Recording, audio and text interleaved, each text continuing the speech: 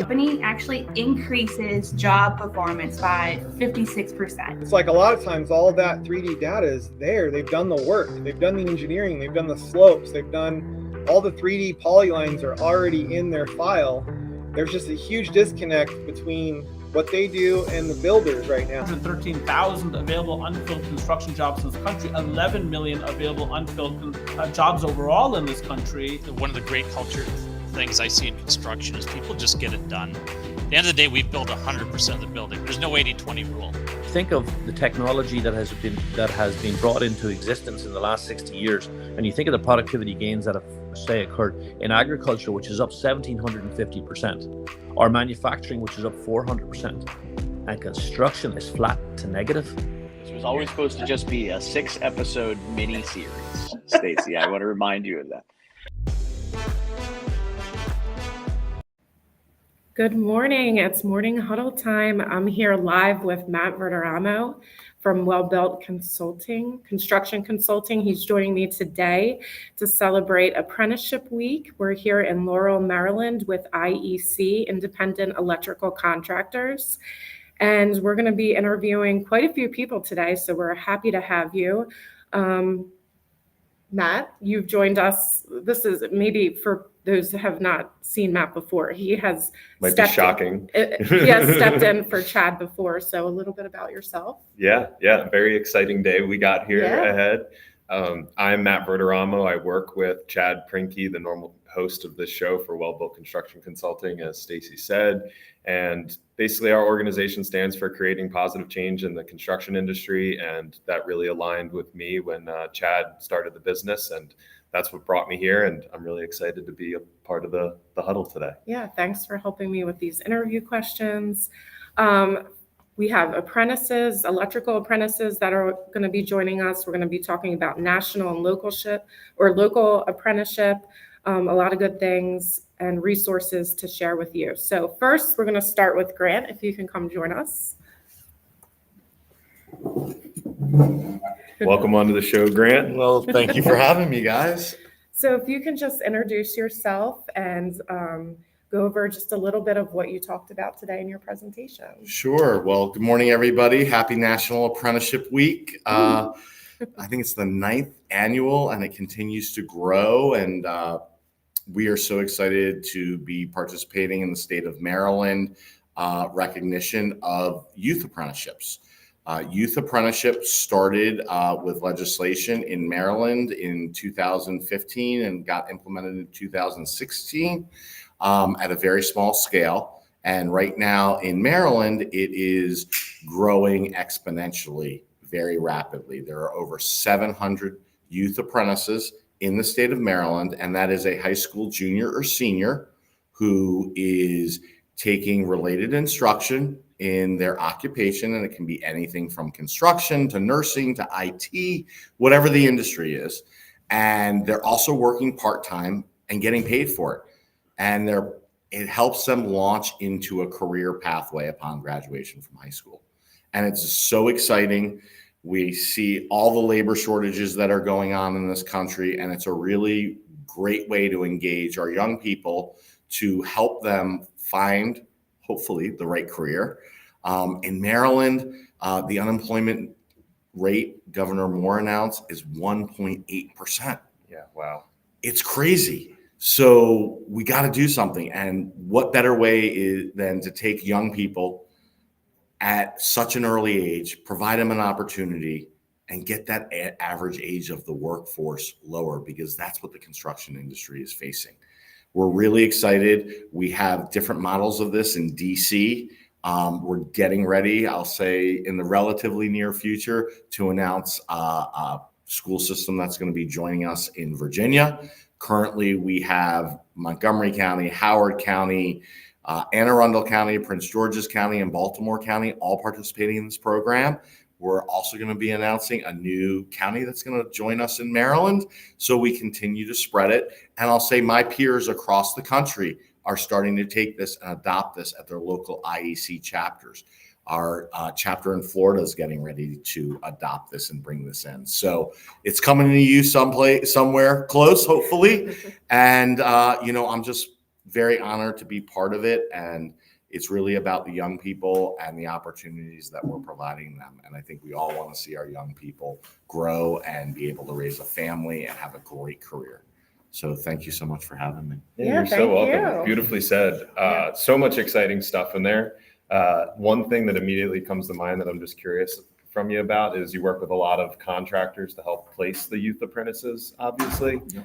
And I'm wondering what your favorite thing to hear from a contractor about your youth apprentices is. Well, there are two. All right, I'll allow it. Give me a little bit of latitude. Yeah. So the first thing is insurance, right? I don't know that my insurance company is going to cover someone under the age of 18. In Maryland, DC, and Virginia, through the local occupational safety and health administration for those states, there is an exemption. So the excuse that I can't because of insurance, we've gotten rid of that barrier. Awesome. So that's really, it makes the conversation flow very quickly on to the next point. Then it becomes schedule. And, well, I don't know that I can hire somebody part-time. I said, well, they're going to start with you first thing in the morning so they don't disrupt your job site. And then they're going to leave at lunch. It's no different than a doctor's appointment or having to do something with a family member. So it really helps the company keep their job sites flowing. And guess what? Spring break or Christmas holiday or parent-teacher conference days when the students aren't necessarily have a full day of school. Talk to your student, and they can probably work a full day.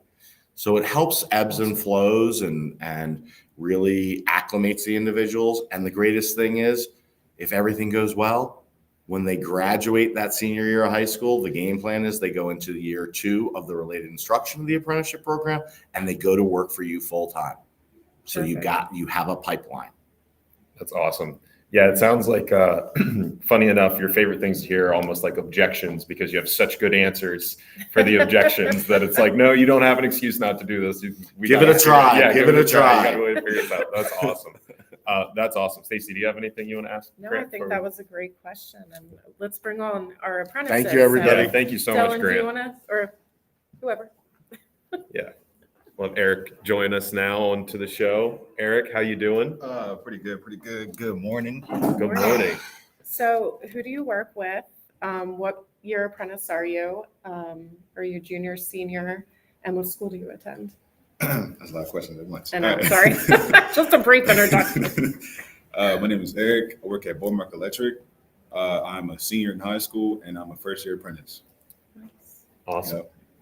So we just got to hear you talk a little bit about your experience so far in the previous session, but why don't you tell the show a little bit more about what you do for Beaumark? What I do, Beaumark has this prefab shop where basically I build the materials for people out in the field. So it's like if they need a wall roofing, however they may need, they send an order, I make it, send it back out, boom. If they need ceramic pipe bend it, send it back out, boom. You talked a little bit about your first week on the apprentice. Can you tell the show about that? Because your answer was great. My first week at Beaumark, I remember like it was yesterday. After the orientation, I went straight to prefab the next day. Usually, we wait a week or that Monday. Nope, next day. It was a Wednesday. I worked there for that week. And then my second week, I went out in the field for 2 weeks straight. It was supposed to be for 1 week, but they was like, no, he's too good. We need him longer. So I helped the data guys out with like pulling wires through colleges and schools. And I'm not saying it was terrible, but it was not the greatest. They had me do the hard jobs because I was the rookie. Mm-hmm. So That's how it goes. Yeah. I wasn't mad because I was still getting paid a good amount, but they had me in these attics. Mind you, I'm 6'4", tall man. Can you imagine a tall guy, 230 pounds in the attic? Yeah, In not a tight little attic. That's hot. I'm not, exaggeration is 100 degrees. It was like 90 degree attic. Oh man, dusty, pulling wire back and forth. And there was a communication problem like twice. So I had to wait for my foreman at the time to be like, yeah, it's okay, pull it. Cool. Give you direction. Yeah, So you got the whole experience in like your first 2 weeks. basically. Yep. And you still stuck with it. Yeah, exactly. That's Exactly. good. It was good. It was good. And you're a smart guy. You were talking about your GPA, but what led you to go this path instead of college? That's the thing I love to hear, man. Me personally, if I did go to college, I'd be the first in my family, but I didn't want that because even though I have a great GPA, my GPA is 3.94. I can get in any college I want to. If I want to do football and get a scholarship, do that as well. But the thing I don't like about college is the effects after it hit you. I don't like that. I'd rather go this way, go this route, and then be cool for the. What do you mean by effects? Like student loan debt yeah, or Student loan debt. Yeah. The stress, me personally, I like school, but I don't like that much to do it again. Mhm. You know? Yeah. So that too. Yeah. But yeah, and I know I'm not going to talk bad on people that go to college, but me personally, I don't believe that I'm going to have a full-time job right after out of college. Mhm. Then, I don't want to find out. Yeah. But I knew for a fact I was either going to do carpentry or electrical. Mhm. I heard carpentry was terrible in your back, and I'm kind of tall and I need my back. Mhm. So I went the electrical route. And You got it all thought. I like it. Yeah, you got stuff thought out. That's You awesome. You got a stuff plan going and on. everything. Yeah. And after I get my Journeys person card, I'm gonna get my CDLs as well. Yep. So do you want to own your own business one day? Definitely. Okay. Cool. Awesome. I love it. Well, Eric, thank you so much for No problem. joining us on the show today. It was great to meet you. Thank you. Yeah, It was great really to great meet to meet you. you. This is my first time on podcast. All right. Well, you did great. You did great for your first time on a podcast. All right, Dylan, welcome on to the Morning Huddle. How are you? Good. How are you? Good. Thank you guys for having me. You're very welcome. So same questions I asked him. If you could just tell us, what school, what year you're in, Yeah. So I go to Wild Lake right now. It's in Howard County. I work for John Hopkins APL as a maintenance electrician. Okay. Awesome. Yeah. Awesome. And how did you get into the youth apprenticeship program? So I think you guys know Mr. Cepolo. She came into my history class and she spoke in front of everyone. It wasn't the greatest presentation, but I got the chance to talk to her afterwards. Got to know more about it. Sounded like a great program. Work in the morning, go to school, and have the rest of your day off to go to the gym, whatever. Awesome. Yeah. So how are you? What year were you again, you said? I'm a 24. I'm a senior right now. You're a senior. Yeah. So we learned a little, we took a tour of the facility and we got to see the car wash. Yeah. So were you there? Can you talk a little bit about that for our audience, what that is and what activities you worked on? And I think they started that your first year, right? Oh, sorry. I'm a senior in high school. This is my first year here. Oh, first year Yeah. apprentice. Okay. Yeah. Well, But still, same question. Tell us about the car wash project. Yeah, so I believe for the car wash project, they're having almost everyone in here, first year to fourth year, build something. I think right now the first years are bending conduit right now, helping out with that in any way they can. Awesome. Yeah. Awesome. And ultimately, it's going to end up being like a fully functioning car wash that you guys are all Yeah. wiring and connecting together, right? Yeah. Yeah. Hopefully, yeah. Yeah, that is awesome. Super cool. What would you tell another high school student that's considering going to college or the trades from your experience? Do it. Like there's really no reason not to do it. You're in high school. You really don't have that much going on. There's really no point of not doing it. The only thing is waking up early. You're already waking up early for high school. Might as well get paid to learn a trade, especially electrical. I think it's a good base for anything you want to do. No matter what, you'll always have a job. At least what I think. Whether you want to go into like finance or go to college afterwards, something else, you still have something to fall back on if something doesn't work out. Yeah.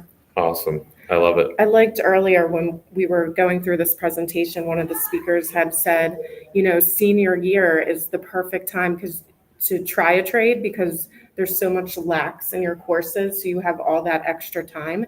So can you quickly just walk us through like your weekly schedule now as a senior and like going through an apprenticeship program? Yeah. So right now I'll go to work at 6 a.m., leave around 12, go to school, leave school around 2:30, and then I like to go to the gym. And then I have plenty of time to go to the gym, do homework, and then whatever, like hang out with my friends still. That's Monday through Friday? Yeah. That's a good schedule. That's Yeah. not bad. And you're getting paid, And you're getting right? paid. Yeah. Yeah. That's I pretty know. The first paycheck hit, and it was pretty nice. It was Yeah. really nice. What'd you do? Where'd you go with your first paycheck? The mall. Yeah. New pair of shoes, something like New pair that. of shoes, Yeah. new jacket, everything. Yeah, cool. Yeah. Good for you, Dylan. I love it.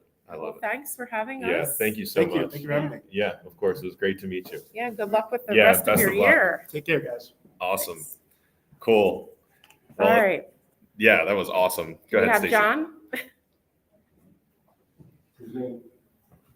Yeah, so we had obviously we had our apprentices on. Now we've got a couple of contractors and other representatives that are excited here about Apprenticeship Week. So So this is John Short joining us, right? It is. And I actually am an electrician by trade. And Oh, what I nice. do is I'm a senior director with Net America, and we're an industry intermediary. What does that mean? It means we get funded by the U.S. Department of Labor to help support youth apprenticeship programs across the country. And one of our biggest program partners is IEC Chesapeake. Okay. So I got to know grant, and we help fund apprentices in the program. It's not a lot. It's like $500 per apprentice for youth apprentices. But you know, if you look nationally, the U.S. Department of Labor has put in an awful lot more money into apprenticeship. When I first started working with them years ago, probably like 20 years ago, their budget was 30 million. Now it's 300 million. Yeah, they wow. said today was like historic. It is historic. Yeah. But It's still not enough, right? no, I mean, I come from Ireland. Ireland is the size of Connecticut. Guess how much money they spend on apprenticeship How much? per year? A lot 1 more. billion. Oh, 1 billion? 1 billion. we're way behind still. Wow. Yeah. So just to put everything into Yeah. perspective, Yeah. a lot more can be done, Mhm. but we're off to a good start. So So the investment that you are giving, the $500 per student that you're giving, tell us about the impact of that. What does that do? right. So it offsets costs for related training instruction. So you heard of the apprentices talking about how they come here. It costs money to put on an instructor. It costs money to get industry credentials. It costs money for the bookwork, for whether it's year 1, year 2, year 3, or year 4. What we do is we help supplement offset the cost of the apprentices' expenses. So yeah. Awesome. With the USDOL, they've expanded into many industries: transportation, hospitality, IT, healthcare, as well as the trades. But here's the dirty little secret. We don't have enough kids coming out of high schools. Yeah. Okay. And what's happening is everybody's competing for the same few high school graduates. Yeah. Whether it's IEC Chesapeake, whether it's the military, whether it's colleges. Yeah. So what IEC Chesapeake is doing is very, very smart. They're Wow. getting to the students while they are in high school so that they can progress and get on a career pathway. How long they're going to have that advantage, I'm not so sure, because other industries are going to do the same thing. Yes. You know, we fund healthcare as well, and one of our programs up in Chicago is a high school certified nursing assistant apprenticeship program. So, you know, it's. Is for there some- other states doing similar models? Here's the thing, and Grant doesn't get enough credit because he put me in contact with 8 other IEC chapters across the country. Maryland is the only one that has a defined program for registered apprenticeship for youth. The others they're trying to get there, but they have to get their state legislatures on board or their governors. So it's a process. It is a process, but you know, in fairness, what IEC Chesapeake has done is just a model for the whole country. That's It really good. is. Wow. Yeah. That's No, unbelievable. it is. It's. Wow. I know. I've been to. So this is most parts of something. the This is country. something we can all buy into and all believe in. And Yeah. yeah. Yeah. And you know, so you have the federal government investing, but then you have the state government like Maryland and other states. They're putting more and more money into apprenticeship, into youth apprenticeship in particular as well. Right. Wow. But the template has been set here in Maryland. Other, other states would be very smart to adopt the same processes. Yeah.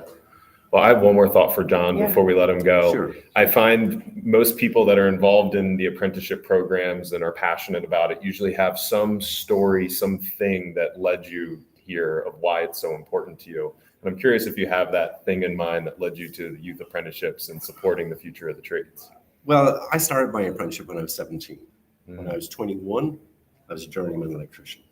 Wow. When I was 23, I volunteered for the Irish government to teach Ethiopian refugees a 2-year electrical apprenticeship in Djibouti, East Africa. Wow. That's pretty impressive. Then came to the States and became, was on the tools, was an electrical estimator. It's the pathway that's involved. You heard the students talking about and the young apprentices who are starting. They have no idea how many opportunities are out there for them. Yeah. We talk about 73,000 electricians will be needed per year across the country. There is just a huge opening. A live show, folks. A live show, folks. So yeah, I mean, I got into the electrical thing when I was 17 years of age and have no regrets. This has been a lifelong journey for you. Yeah, it's it's beautiful. great. Have you ever been an instructor too? Yeah, I was an instructor in East Africa for 2 years, which is kind of interesting because I'd only been on the tools a journeyman for 2 years, and now I had to teach it to people who were older than me. Okay. Right. So and all the challenges that go along with that. Wow. And I'm That's sure, fantastic. nationally, we have challenges just getting instructors, right? We do. How do we? The best way to get an instructor is to get those who have completed an apprenticeship. Because they want to give back. Not only because for example, in Ireland, you cannot teach an apprentice unless you were a journeyman. Okay. That's just it. You need to have somebody who has. You need to have gone through the program. And I think it's the best thing for instructors to do is know their stuff. Become an expert in your field and then teach. It's a tough position because you're earning a lot of money on the job. I know. So how do you go from that to? Well, maybe you could look at somebody like me who has a broken back from the job. Right. I always talk about this idea that I have like an externship, like an exit for when soon-to-be retirees, they're leaving the field. Some of them enter like office positions after some time, but what if we did like an internship thing where they become instructors or do, I don't know, more recruiting or community service or things like that. But I think a lot of soon-to-be retirees, they don't necessarily want to retire. They don't know what opportunities are out there or how to even sell. Like maybe they don't feel comfortable, teaching a course. But a lot of them that I talk to, once they start teaching, they find a lot of reward in it. Oh yeah. So. No, I agree with you. I mean, these, journeymen and journeywomen, they've gone through it for years, like at least 20 years on the job. Right. So they would be ideal candidates to be instructors. Yeah. Right. Well, John, thank you so much. Sure. It was great to meet you. Pleasure really meeting glad you. to have you on the Thanks show. so much. Sure. That was John Short. It was great to have you. We've had some of the various representatives in the industry. Now we're going to have a contractor representative. So Eric from Hawkins Electric, welcome. Yes. How are you? Good. How are you? How are you? Good. So, well, Eric, tell us about yourself. Tell us what you do. Well, I'm a CEO of Hawkins Electric Service. I am a past president of the IEC. I've been involved in the IEC Chesapeake for a very long time. I think we had like 10 members when I got involved. And wow. Yeah. And when was that? That was in 1993 or or 4. Wow. Do Doesn't you know how seem many? that long ago. Yeah. It's been a Well, my while. birth year was 1994, so sorry to tell you guys that. I'm dating myself. Yeah, sorry. Me too. I know. I'm a child. Yeah, so I'm a second generation. My dad owned the company, and I took it over. I have 2 sons in the trade I now. know, I heard that. I like that. Yeah, don't I hear have 2 that a lot. sons. Both of them went through the IEC apprenticeship. Awesome. Yeah. Wow. And so similar question to what I asked John earlier, being a business owner, it's obviously not your obligation to be a part of the apprenticeship programs or the IEC. And I'm curious how you got involved and what meaning there is in it for you.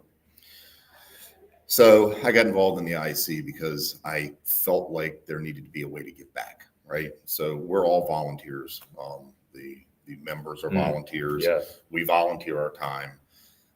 Through the years, we've had different programs that we've tried along with the apprenticeship.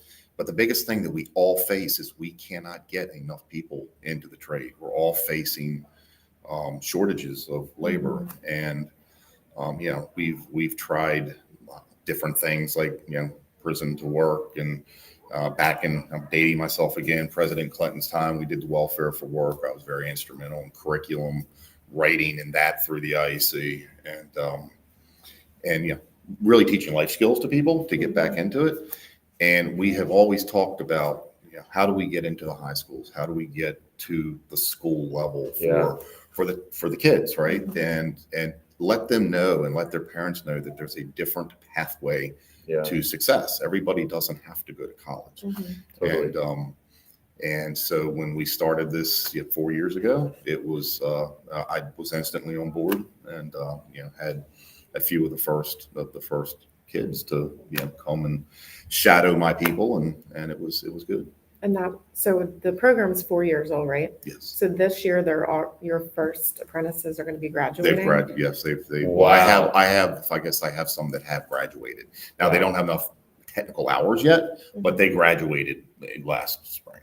So. And will they stay with you? Oh, they are with me. Yes, I have both of the ones that were with the original class. They're kind of doing small things on their own now. So very successful, and I'm very proud of them. So. Yeah, they said one thing about the program is investing in the youth, and then the youth is so loyal to the company that invested in them. And you do find that. I mean, I have found that with the young people that I've had come to work for me, and it I was asked a little bit ago, why do it? Well, for other contractors, take the leap of faith. I mean, Yes. you're giving back. We always complain about we don't have a way to get more people into our industry and into other industries. And just take that leap of faith, and you might have to do a little bit of a shift in the way you operate and you do things, but it's worth every penny of it. Awesome. I was going to ask you what you would tell other contractors, and I think that's great advice. It's take the leap of faith. It's worth it. I mean, I was with a plumbing contractor owner last week and sharing him the success that we're having with this program. And he's interested now in finding out more about how they can work in the plumbing industry too. Yeah. Awesome. Good. So you're spreading the message. Spreading the message. Yeah, that's awesome. You have any other questions, Stacey? I think we're good. No. Good? Yeah. It was All right. awesome. Oh, Thank hey, you so much. nice to meet you. Yeah. Nice to see meet you. you. Thank Absolutely. you. You'll have a great rest of your day. Thank you. All right. We're going to have our next guest come on and join us here. Me next. You next. Yes, you next. So welcome to the show. Why don't you tell us who you're with, tell us your name, a little bit about yourself. Hi, my name's Franklin Cheney. I work at a company called Colonial Electric. We're located in a little south of Annapolis, Maryland. We are a company that's been around for 53 years. We do approximately 36 commercial projects right now. We're located, I said, in south of Annapolis, but we do projects in Northern Virginia, all of Maryland, and DC. What type of projects? Really commercial projects that do, say, 300 condos, things like that, or different type of projects like that where we'll start from scratch or renovate, total renovations and things like that. Usually from the electrical side, it's a between $5 and $10 million project from the electrical side. So big money, and our company has right now, I think 141 employees, does very extremely well. I've been working with them for 7 years now, worked in the government for 31, retired government employee, and been at Colonial for now 7 years, and very excited. And I met Grant 4 or 5 years ago, and he's got me involved with the IEC here, and what a great organization and things like that. So. Awesome. And so what are you doing with the IEC? Tell us more So about I'm that. the, Grant called me. I was on the apprenticeship committee for 2 years. He calls me one day and says, "Hey, Franklin, I think you'd make a great chairman." I said, "Grant, I'm not sure that's a good idea, but I said, as you can see from this, I don't know if you've been to this facility before, but what a fantastic facility here, and the things that they do here. And, just if he asked me for his help, certainly I can take the time to do that. So I've been the apprenticeship chairman for about a year now, and, just I just asked him, I said, "Grant, how can I help you?" Because, I talked about this facility here, just in the amount of kids that they, connect to and everything else, and just trying to help out and make this a world better place. How many kids do come through this program, do you know? So right now, we laugh about the number. We have, I say kids because some of them are adults. There's 1,000 that are taking apprenticeship classes right now. Wow. So 1,000 people. Now, a couple drop out that it's under, so you don't want to say a number that's not accurate, but I'll say around 1,000. So they've signed up across the region. Not all of them are coming here. There's classes, Grant's working hard to get them all over the place. But, they take a class where they're first year, second year, third year, fourth year apprentice, and the opportunity to become after 4 years of classes, you become a journeyman electrician. Mm-hmm. And you heard the speakers here today and talk about if you graduate and become a journeyman electrician, you have that for life. And the abilities to do that, and what this organization does, it connects the kids to the program, and and that connection gets you started in an opportunity in life. And to be honest, I was telling somebody, it's probably not good for me to say, is, I went to high school. I'm close to 60 years old. I went to high school in the early 80s. And, the guys that took shop, great ladies that took shop class, I didn't pay attention. But I tell you what, my car breaks down and I don't know how to replace a tire or anything else. I feel I'm the idiot. Right. I'm the dummy that didn't take serious those type of classes and things like that. And you look at it from the electricity world, so much of the world, you think about it, is so important. Mm-hmm. And the ability to be a journeyman electrician, and that's what you are after 4 years of taking this class. It's fantastic. They were talking a lot about today, traditional electricians versus today's electricians with green energy and solar. What some of the things that you've seen change drastically with training over the years? Yeah, well, I've only been in this business for 7 years, but with the new vehicles coming up, and so now we build a commercial site. Those systems need to be put in. So, we're a company with 140 employees, and be able to put in so you can charge an electric car. Mm-hmm. That's something different. Oh, wait a second. What do we do here? Mm-hmm. A company wants to give us a $10 million contract. Right. And part of that's we got to do it right. Mm-hmm. So we had to send guys there to learn learn how to do that, or connect with someone else and can help us do that. That's a big change. Yeah. But it's constantly learning, understand things, and that's why you want to get involved with a company like this, is because they can help you connect to the people so we can learn. Fantastic. Yeah. What are your goals for 2024?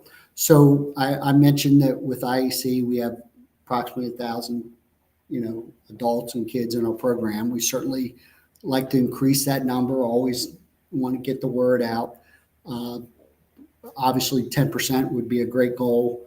We work hard to find the right facilities. You don't want to, we could easily get even more than that, but we have to find the right instructors. Mm-hmm. You have to find the right locations. The state of Maryland's a wide, big, long state. Not that is really that big, but it's but it's still, different it's complicated. areas. It's not City, doesn't make it easy. and everything else. So they all can't come here.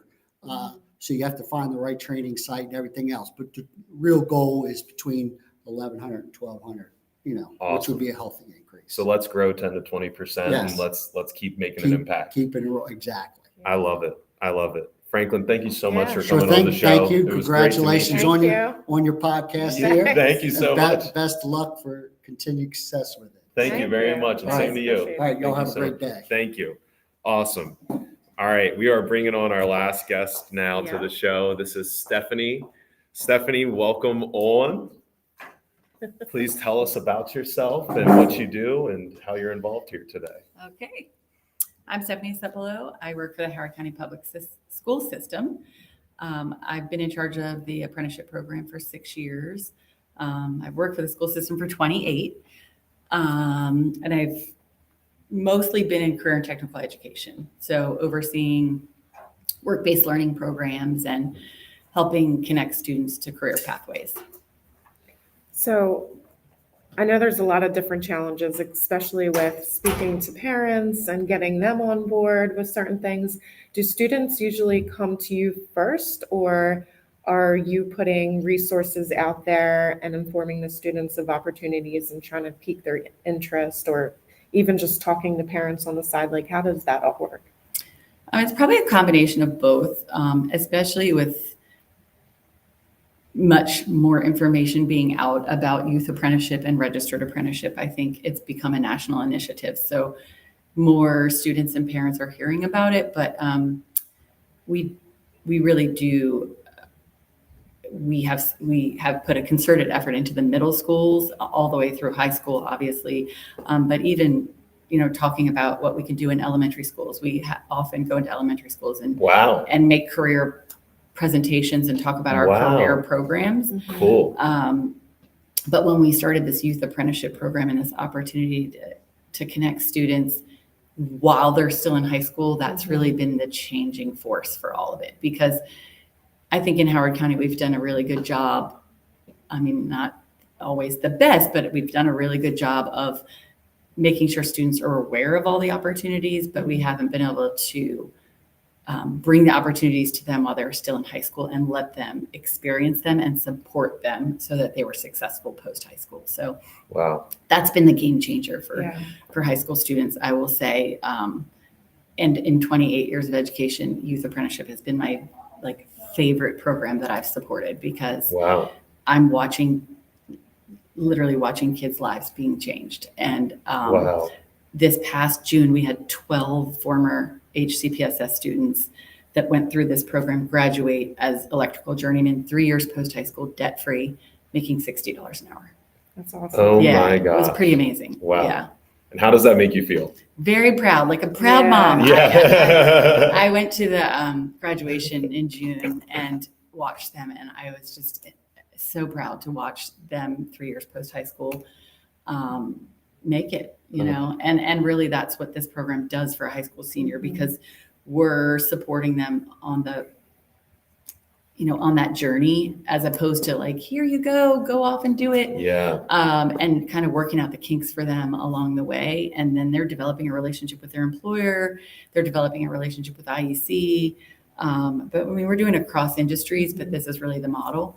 And then they're staying because the momentum is going, and they're already, they've already worked it out. It would be like we do with early college, supporting kids in their academics, but now we're doing it in this industry, and it's been needed. And and the opportunities have always been there for students post graduation. So is IEC the link towards developing relationships with the businesses? In this industry, yes, Okay. because they are, they're the ones that are connected to the employers in the electrical industry. So, and honestly, IEC has been the leader in that cohort model has been very successful too, to allow students to take that class together as high school seniors, as opposed to sitting like, okay, you're 18 years old, you graduate high school, you take year one of registered apprenticeship. Well, the person next to you might be 35 or even in college, you know? Right. But this is high school seniors all in the same position, all trying to head towards the same goal, Yeah. and they're able to support each other. And that's been really a key to it too. The thing I didn't even think about until something you just said is that when you're talking to them when they're seniors in high school too, they probably have friends that are looking at college. And if you're waiting until after senior year, that's probably a very awkward senior year for them of, do I go to college? Do what, you know, all my friends are talking about it, whatever. And so hopefully by what you're doing and the awareness you're creating, you're giving them confidence in that decision instead of waiting until after school, which I think is really, really cool. So kudos to you for that. And I think last thing, unless you have anything else, Stacy, I was just going to say, you know, do you have any advice, Stephanie, for parents as they're talking to their kids about considering the trades versus college that some of our listeners might like to hear? Okay. Well, I like this already. I have to say one thing, just since we're putting it out there. Yes. In 2023, it's not trades or anymore. It's trades and. So IEC is college. They're getting college credits for what they're doing. They don't even realize it. And sometimes we start this journey by saying you are getting college credits. What you do with those are up to you. So it's really what path are they going to take? Like where do they want to be and what road are they going to take? If they were like second year electrical apprentice, how many, and they decided, you know what, I do want to go to college. How many credits can they take? Like it's never a wasted skill, right? Oh, absolutely not. But typically the way it works is they finish their 4 years. And remember, they're doing 1 year in high school. So it's 3 years post high school. And then that equates to like 24 to 28 credits with the local community colleges. So, awesome. I mean, they're halfway through their associate's degree. And many of them are like, I didn't even want to go to college. Like, but here you go. Here's your 24 credits and you're making $60 an hour and you have a license as an electrical journeyman, you know, so it's like wonderful. Yeah. And so that is really the case now. I mean, and one thing that we talk about is that to parents and students is no matter what industry you're going to go in, no matter what you're going to do with your life, you're going to need ongoing training. So why not get that training coupled with on the job learning? So you're getting paid to learn your skill and your job, and you're getting that related instruction. So I think we're seeing a societal movement towards apprenticeship anyway, because so many learners are like, wait, I can get paid and I can get this training. Why would I do it the other way where I'm sitting in a class and I don't really have an association to what I'm learning because I'm not able to apply it. Right. So I think more occupations are going to be apprenticeable than had ever been before. Agreed. Trades and is impactful. So thank you for sharing that. Seriously. Yeah, I really because we really are. The dialogue has changed so much where we're like, it's definitely and because they all lead to college credit. And so, and what they do with that is up to them. But but when we were having our event next door, like that's really the conversation is that, if you want to be a foreman, if you want to be a supervisor, if you want to own your own business, then you'll take those 30 credits. You'll, maybe eventually get your degree in business so that you can open up your own business. But, or you just take it and you roll with, making $60 an hour at 21 and you just keep building on that. But it's up to you, but it is definitely it's definitely end. I think that's a fantastic way to finish up. So, but the students that are finishing these programs are kind of laughing at their peers a little bit because they're like, look at me, I have no debt. And I have a career. I'll never have to look for a job because there's so much opportunity for me.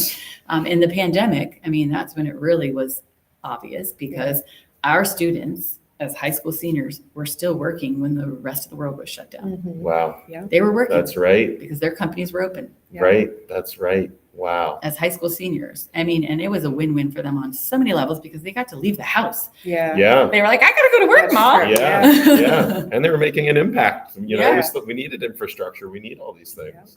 That's Yeah. awesome. So Well, thank you so much, you're Stephanie. welcome. It was Thank you really for great to meet joining you. us. And It thank was you so nice much to for meet joining you. us. Yeah. Thank you so much. thanks. Cool. Well, that was a lot of fun. That was a lot of fun. We covered a lot in an hour and 15 minutes. No, 45. Oh, 45 We minutes. started at Yeah. 10:30, sorry. Yeah, that's okay. No, time flies when you're talking about youth apprenticeship programs. Yeah. So just to wrap up a few things with the Morning Huddle, this was our special edition. We're still on break. Chad and I will be back the second week in January. We have a lot of new topics coming up. Really excited. We have the first almost 2 months scheduled out with speakers. We're still looking for some new, fresh topics and speakers. So if you want to send me an email at Stacey, STACEYH @steeltoecom.com. I'd be, pitch whoever you have that you think would be great to, get on the show, and we'd love to talk to them. And then if you want to get on our email list, our emails will pick back up. We don't want to bombard you all the time in January. So again, send me an email or a direct message and we'll add you on. And, we hope you enjoyed today's episode. We had so much fun getting a tour here at IEC and talking to everyone about electrical apprenticeships. It was a great week.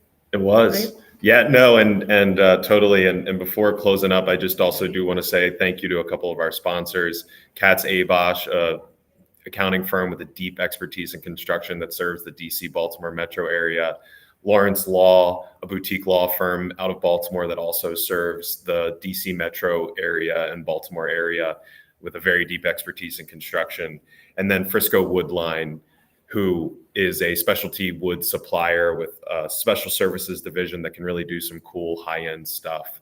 Thank you guys for sponsoring.